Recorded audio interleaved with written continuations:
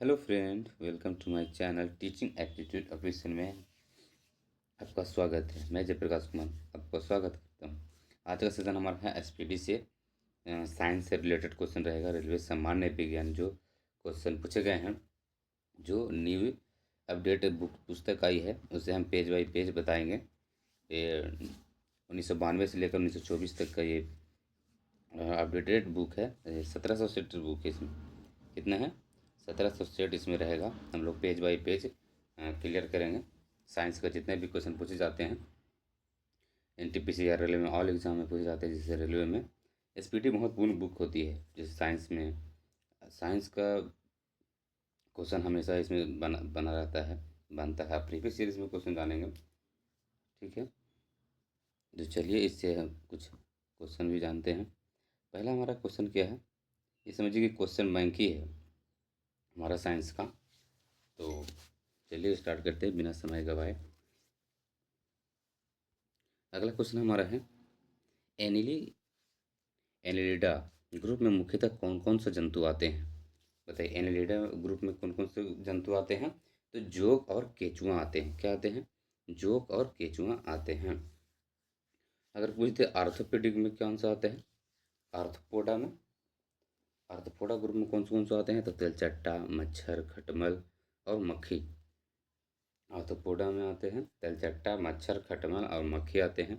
और Annelida group में कौन आते हैं? जोंक और केचुआ, जो रेंगकर चलते हैं, जोंक और केचुआ। अगला देखेंगे हम लोग, मोलास्को ग्रुप क्या है? मोलास्का ग्रुप के अंतर्गत मुख्यतः कौन कौन से जंतु आते हैं?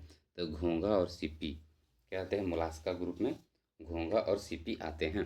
अगला क्वेश्चन हमारा है, इकाइनोड इकाइनोड मिर्टा संघ के अंतर्गत मुख्यतः कौन कौन से जंतु आते हैं? तो तारा मछली आते हैं, ब्रिटल स्टार आते हैं। किसमें? इकाइनोड मिर्टा में। अगला हमारा है, मनुष्य का पाचन क्रिया कहाँ से प्रारंभ होती है? ये कहाँ से प्रारंभ होती है? तो मुख से प्रारंभ होती है। अगला क्वेश्चन हमारा है, शिराएँ द्वारा कौन सा रक्त प्रवाहित होते हैं? तो अशुद्ध अशुद्ध रक्त प्रवाहित होते हैं। किसके द्वारा? शिराएँ द्वारा प्रवाहित होती हैं। धमनी द्वारा कौन सा रक्त प्रवाहित होती है? तो शुद्ध रक्त। और शिराएँ द्वारा अशुद्ध रक्त प्रवाहित होती हैं। ठीक से। अगला क्वेश्चन हमारा है,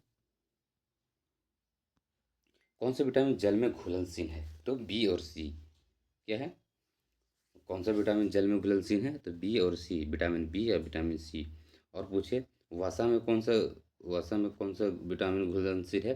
तो के, ई, डी, ए।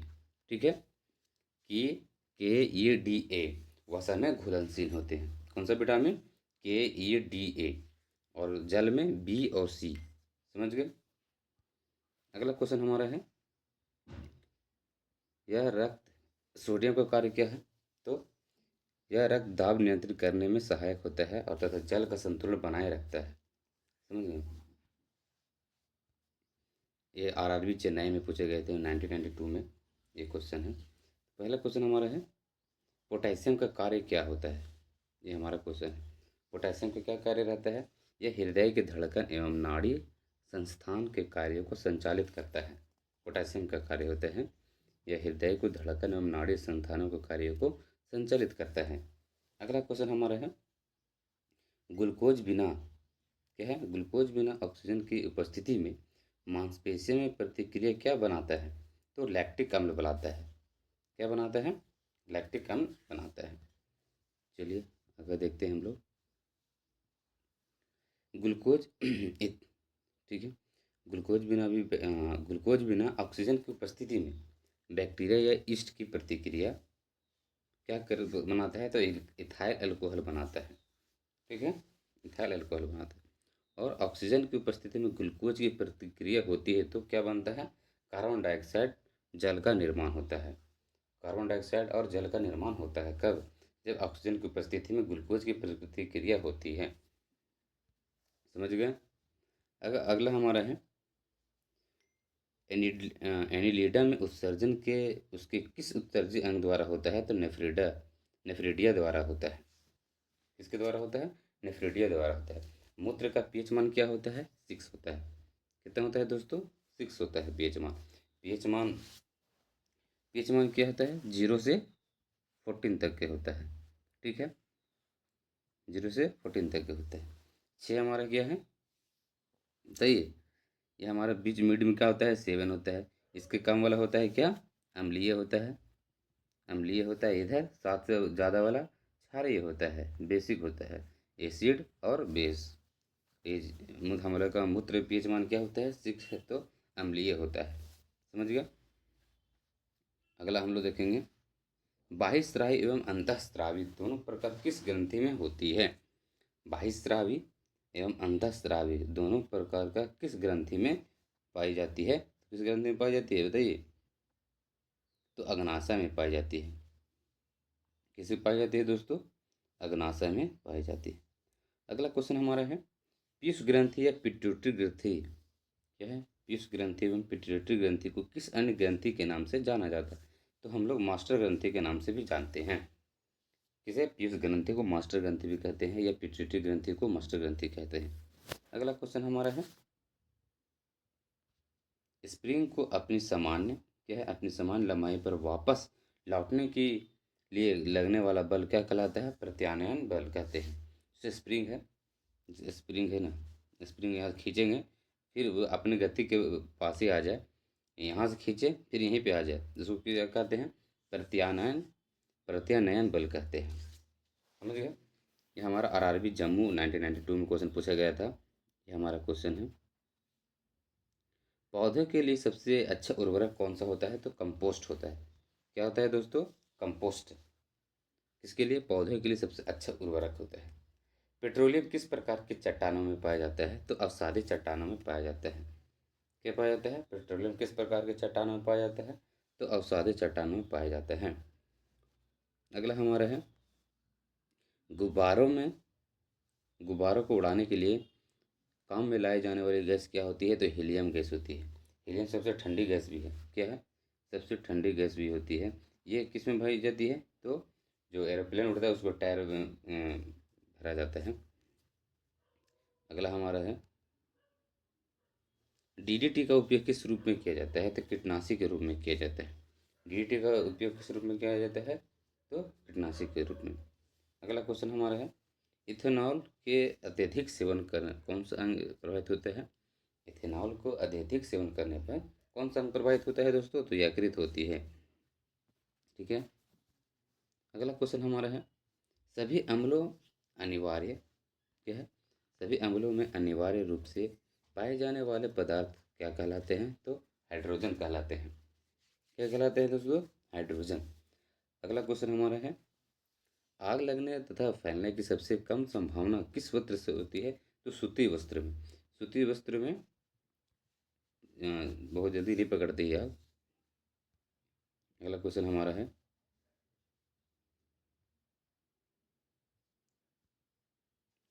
लोहा का सब महत्वपूर्ण स्रोत कौन सा होता है? मतलब हरी सब्जियां। लोहा मतलब होता है आयरन। आयरन की कमी हो जाती है तो हम लोग का हरी सब्जियां खाने की डॉक्टर सलाह देते हैं। ठीक है। गैसोलीन को किसके साथ मिश्रण करके गैसोहॉल बनाया जाता है? तो इथाइल अल्कोहल को मिक्स करके क्या बनाया जाता है? गैसोलीन का मिश्रण करके गैसोहॉल बनाया जाता है। अगला क्वेश्चन हमारा है, तत्कालिक शक्ति के लिए धावकों को कौन सा पदार्थ दिया जाता है?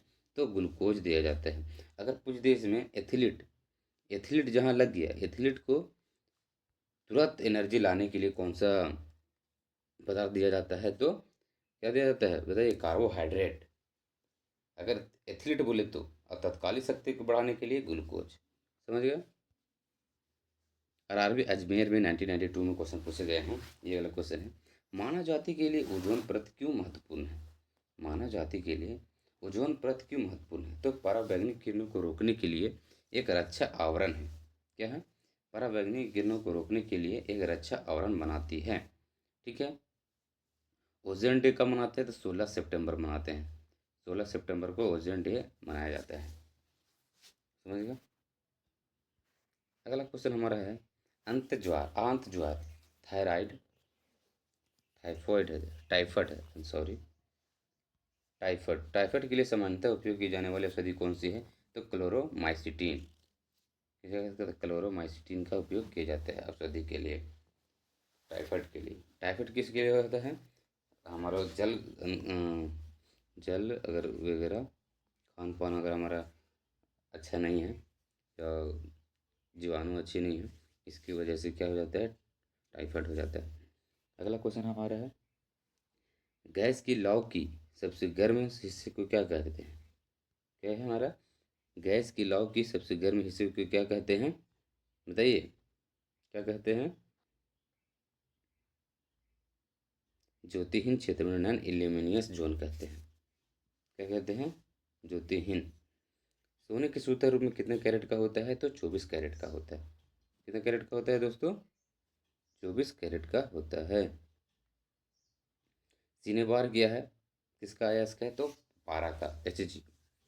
सिनेबार किसका अयस्क है? पारा का। अगला क्वेश्चन हमारा है, शरीर के ताप का नियंत्रण किसके द्वारा होता है? तो हाइपोथैलेमस के द्वारा होता है। किसके द्वारा होता है? हाइपोथैलेमस के द्वारा होता है। अगला क्वेश्चन हमारा है, लाल अस्थि मज्जा में किसका निर्माण होता है? तो लाल रक्त कनिकाओं का। किसका होता है? लाल अस्थि मज्जा में किसका निर्माण होता है? तो लाल रक्त कनिकाओं का होता है। अगला हमारा क्वेश्चन है, कशेरुक दंड में कितनी हड्डियां होती है? कशेरुक दंड में कितनी हड्डियां होती है? तो 33 होती है। कितनी होती है? 33 होती है। फेस में कितनी होती है? तो 14 होती है। कुल कितने होते हैं? 206 हड्डी होती हैं। नाबालिग बालक में सबसे छोटा बच्चा को कितना होता है? 300 से ऊपर होता है। ठीक है। अगला क्वेश्चन हमारा है, बीसीजी का पूरा फुल फॉर्म क्या होता है?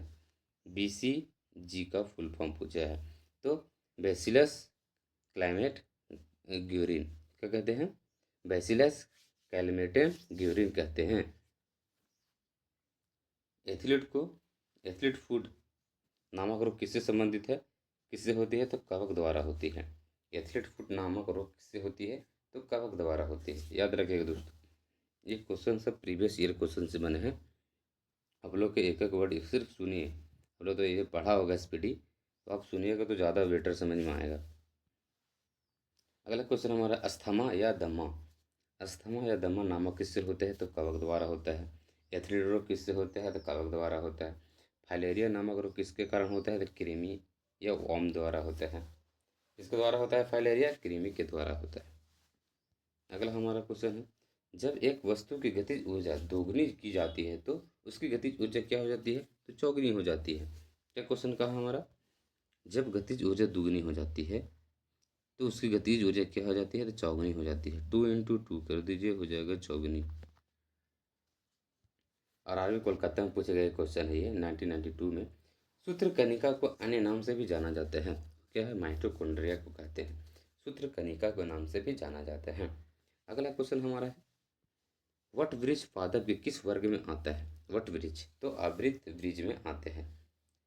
समझ गए? अगला क्वेश्चन हमारा है, flame of the forest, one की ज्वाला का अर्थ क्या होता है? क्या है? Flame of the forest, one की ज्वाला तो क्या कहते हैं? ऐसे पेड़ों में से भरा वन जो पतझड़ में फूलते हैं और लाल फूल बिखेरते हैं। किसे कहते हैं? फ्लेम ऑफ द फॉरेस्ट को अर्थ क्या है? अगर पूछे क्वेश्चन कि फ्लेम ऑफ द फॉरेस्ट क्या है, वन की ज्वाला क्या है, इसका अर्थ हम समझेंगे, ऐसे पेड़ों से भरा वन जो पतझड़ में फूलते हैं और लाल फूल बिखेरते हैं। ठीक है। अगला क्वेश्चन हमारा है, पेनिसिलिन किसके बनाया जाता है? किससे बनाया जाता है? तो कवक द्वारा बनाया जाता है। किसके द्वारा बनाया जाता है दोस्तों? पेनिसिलिन कवक के द्वारा बनाया जाता है। अगला क्वेश्चन हमारा है, लाइकेन के दो जीवधारी का सहजीवी सहचार्य समझा जाता है, वो दो जीव कौन कौन होते हैं? क्या क्वेश्चन का है? लाइकेन में लाइकेन के दो जीवधारी होते हैं, सहजीवी और सहचार्य समझा जाता है। वो जीव कौन कौन से हैं? तो शैवाल और कवक हैं। कौन कौन से हैं? शैवाल और कवक हैं। अगला क्वेश्चन हमारा है, आमतौर से संश्लेषित वृद्धि माध्यम और बेकरी में काम में लाए जाने वाले एगार किसके प्राप्त होते हैं? तो शैवाल से प्राप्त होते हैं। किससे प्राप्त होते हैं दोस्तों? शैवाल से प्राप्त होते हैं। लौंग किससे प्राप्त होते हैं? लौंग इसे न होते हैं। लौंग किसके प्राप्त होते हैं? तो कली के प्राप्त होते हैं लौंग। कली पुष्प की कली से प्राप्त होती है लौंग। अगला क्वेश्चन हमारा है अनशन के द्वारा, क्या है क्वेश्चन, अनशन या उपवास के द्वारा लंबी अवधि में, क्या है क्वेश्चन, अनशन के द्वारा लंबी अवधि में, अनशन या उपवास की लंबी अवधि के दौरान शरीर में आकाशवर्गीय प्रवृत्ति से, क्या है, ग्लूकोज का मधुबन विद्युत का नाम क्या किया जाता है, ग्लाइकोजाइनन। जब अनशन पे कोई बैठता है, भूखे प्यासे बैठते हैं जो अनशन में, तो किसके द्वारा मेहनत से बनते हैं, तो ग्लूकोजाइजेशन हो जाता है, क्या हो जाता है, ग्लूकाइजेशन होते हैं, ठीक है। ग्लूकोन ग्लूकोन वन जनन की क्रिया से जो हमेशा बैठे उपवास की लंबी अवधि तक दौरान बैठ सकते हैं। समझ गए। आज का सेशन यहीं तक रहेगा। हमने पेज 1 किया है साइंस से रिलेटेड।